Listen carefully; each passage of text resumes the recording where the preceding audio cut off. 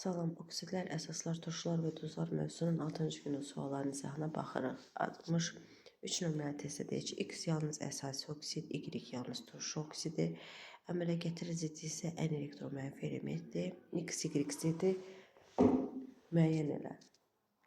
Demək, X əsasi oksidi yalnız əmələ gətirirsə, bu qələvi və qələvi torpaq metallarını əmələ gətirir oksidi. Yəni, bu metal olacaq.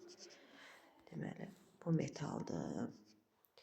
Y yalnız turşu oksidsə, bu qeyri-metallar turşu oksid əmələ gətirir. Düzdür, duz əmələ gətirməyən oksidlər NO-nu, silisium-onu, CO-nu, N2-onu çıxmaq şərtinə qalanları yalnız turşu oksidi yaradır. Ona görə Y qeyri-metaldır. Zid isə N elektron mənfi element, bu fluordur. Fluor da qeyri-metaldır. Yəni, metal, qeyri-metal, qeyri-metal. Cavab E variantı. Daha sonra 73 nömrəli test tapşırığında deyir, hansı maddələr bu reaksiyaların məhsullarına aiddir? Bunun üçün bu dozları parçalamaq lazımdır. Kalium nitrat parçalananda, qələvi və qələvi torpaq metallar nitratları parçalananda, litiumu çıxmaq şərti ilə o özünü orta aktiv metal kimi aparacaq. Parçalananda kalium nitridə və oksigenə parçalanır. Kalium NO2-yə və O2-yə. Daha sonra C və 2 nitratın parçalanması, bu pasiv metaldır. Pasiv metallar özünə NO2-yə və O2-yə parçalanmış olur. Yəni, baxaq görək məhsullarda hansı var. C və burada var, 1 var. Oksigen hər ikisində alınır. C oksid bu səhvdir. Kalium nitrat var, azot yoxdur. Cavab 1, 2, 4. O da D variantı. Sonra bu 80-ci sualda. Burada dəyişmə reaksiyasını göstər. Dəyişmə reaksiyası iki mürəkkəb maddənin tərkib hissələri bir-birinin dəyişməsidir. Yəni, burada bəsit maddələr çıxırıq. Bu isə birləşmə reaksiyasıdır. A variantında NH4 xlor alınır. Ümumiyyətlə, amoniakın turşularla reaksiyası birləşmədir. Qaldı B variantı. Bu da turşu və əsas natrium OH-la turşu, sofa turşu arasında gedən neytrallaşma reaksiyasıdır ki, bu da dəyişmə reaksiyasının bir növü sayılır. Alınır natrium xlor normal duzu və su. Cavab burada 80-də B olacaq. Sonra 82 nömrəli test tapşırığına baxırıq. 10 qram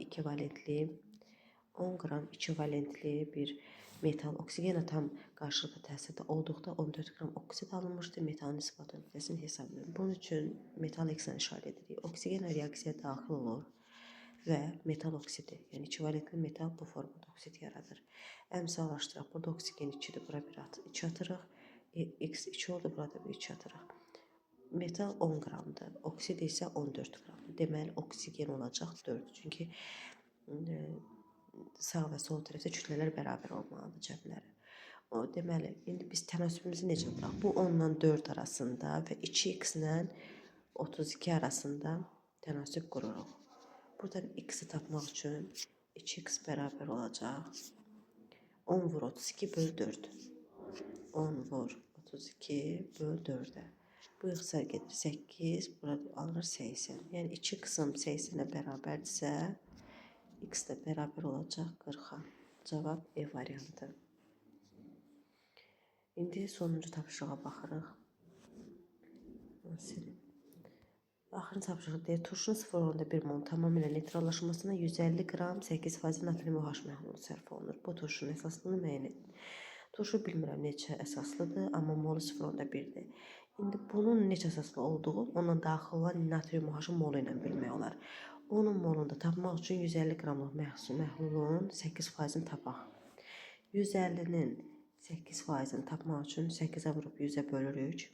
İxtisar gedir 5-ə bölsək bura 3, bura 2 düşür, bu 2 ilə bu 4 bərabərdir 12 qram. Deməli, bu 150 qramlıq məhlulda 12 qram natrium OH var. İndi bunu mola çevirək. 1 mol natrium OH 40 qramdırsa 12 qramın neçədir? Bunu tapırıq. Buradan x bərabər olacaq 12 böl 40. Yəni 3 böl 10, o deyilir 0,3 mol.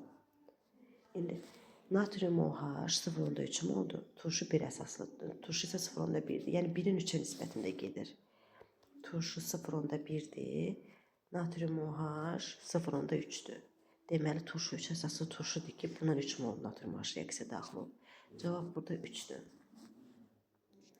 Məsələn, orta fosfat turşusu.